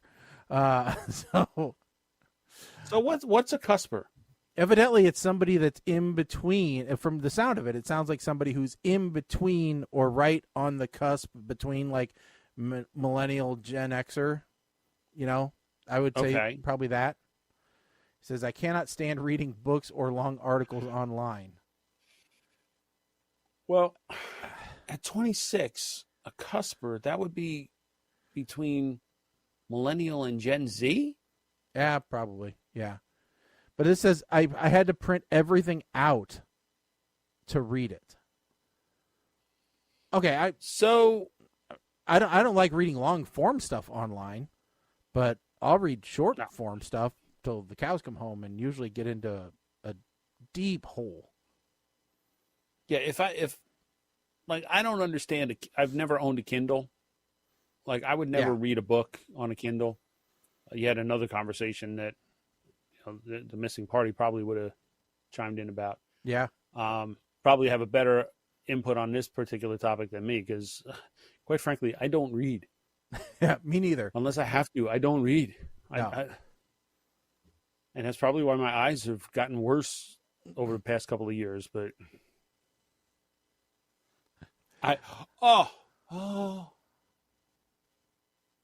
yes. May I? Go ahead. Life before social media, like being able to enjoy simple things without feeling like you have to make a post with pictures for people to see.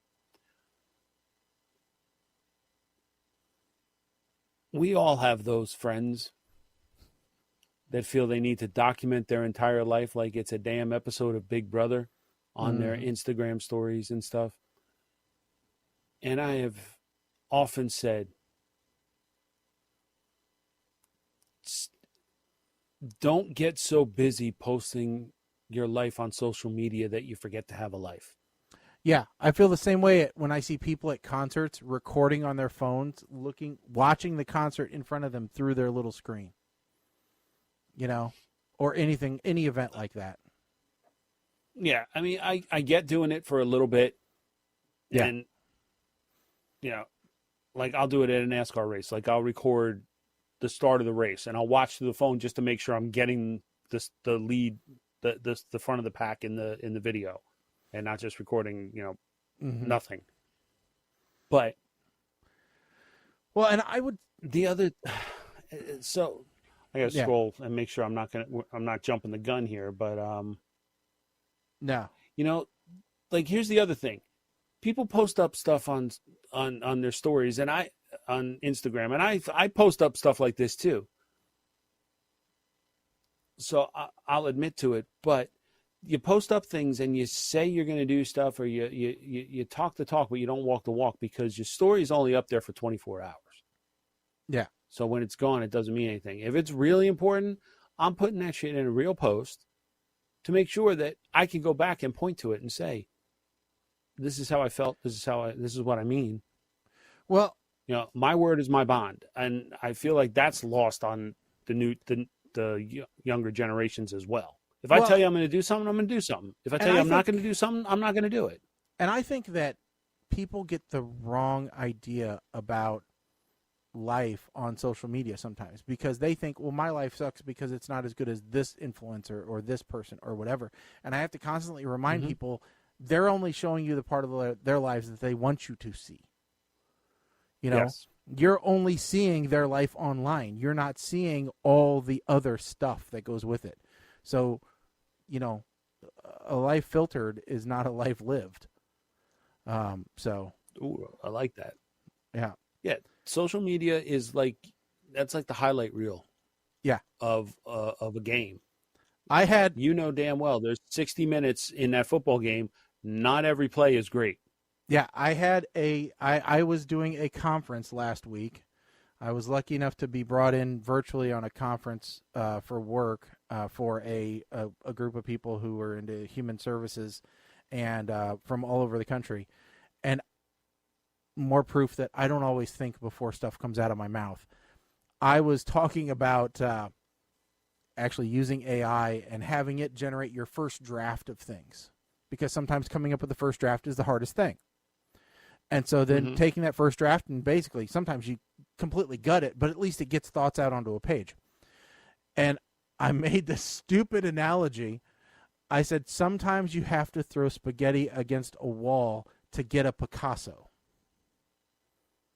Now, that is going to live forever. But what's funny is people knew what I meant, you know. And so now I'm, you know, but I mean, that's not something I would normally put out there on social media, but I'm glad that it happened nonetheless. So here's another one that I recently learned. Instead of apples to oranges, you're comparing apples to potatoes. Yeah. And I was like, well, apples and oranges are both fruit. Mm-hmm. Oh yeah. Okay. Let's get through the rest of these because we're on overtime now. Oh, Jesus, yeah. Number 14, asking workers at a grocery where a certain item is. I think you can still do that in a lot of grocery stores. I refuse. Yeah, I refuse. I don't, but you can. I will get pissed off and point out to management when the signs at the end of the aisles don't match up to what's in the aisles. I wish they had more on the signs so that I knew more items. Showing up to things you said you would and not flaking at the last minute. Before cell phones, you had to show up to meet someone when you said and couldn't text last minute saying something come up. That's just being rude, even if you text at the last minute. Give me a real menu. My phone hates QR codes. Nobody around here does that. We got menus. Well, that's a COVID thing. Yeah. Texting, while convenient for many things, is not an equivalent replacement for chatting on the phone with a loved one or an old friend. No, sometimes it's much, much better. See this? I have a 3-text rule. If it takes more than 3 texts to complete your train of thought, dial the number. Yes, that's a good rule. That's a good rule. I like that. And the last one, my grandmother still ends a call with, well, I don't want to run up your phone bill, which I adore and will use if I ever talked on the phone. Yes. The day that should be another thing of your 40 if you remember pay by the minute cell phone plans. I just had to explain this to the damn intern last week about how my first cell phone, which was just slightly smaller than the Zach Morris phone, and I looked at him, I paused, I'm like, he doesn't know who Zach Morris is, right? But I said, my first cell phone was $60 a month, and I got 30 minutes of call time with that. And then he said, well, how many texts did you get? And you go, what? There was no text. Yeah, exactly. There was no such thing as text. The first time you forgot to hit end on that phone, that call, you would hit end like it was going out of style. Yeah. Because even if the other person hung up and you didn't hit end, you kept getting billed. You should have. First time that happens, you should have started that conversation with when somebody called me on my pager and I needed to call them back. You know, just to warp his mind. Or every phone used to come with a charger because they didn't all use the same cord. Or this was before USB. Or the bag phone. Explain to him a bag phone sometime. Car phone. Yeah. Yeah. Oh, yeah. Yeah. So, all righty. Well, folks, as you know, this has been just a simply amazing episode with, quite honestly, your two favorite hosts. So, want to thank you guys for tuning in. We will be back on the 2nd, I guess. October 2nd. We'll be back October 2nd. Weeks. So, everybody tune in then. Thank you, Mike, for having tonight. Appreciate you, Of course. being here. And folks, thank you for tuning in. We appreciate everybody that tunes into the show, whether it's live or on podcast. Doesn't matter to us. But thanks for tuning in, telling everybody about the show. Really do appreciate that. Hope you guys had fun. So, if you do, tell people about it at PTR Radio on your favorite social media network. Also, PTRradio.com. Got some big plans for that coming up, actually, here pretty soon. So, but until then, we will talk to you guys on the 2nd. And we hope everybody's having a great beginning of fall. So, until then, folks, I'm Shaggy. I'm Mike the 8 Man. Stick a fork in us, folks. We are done. Later.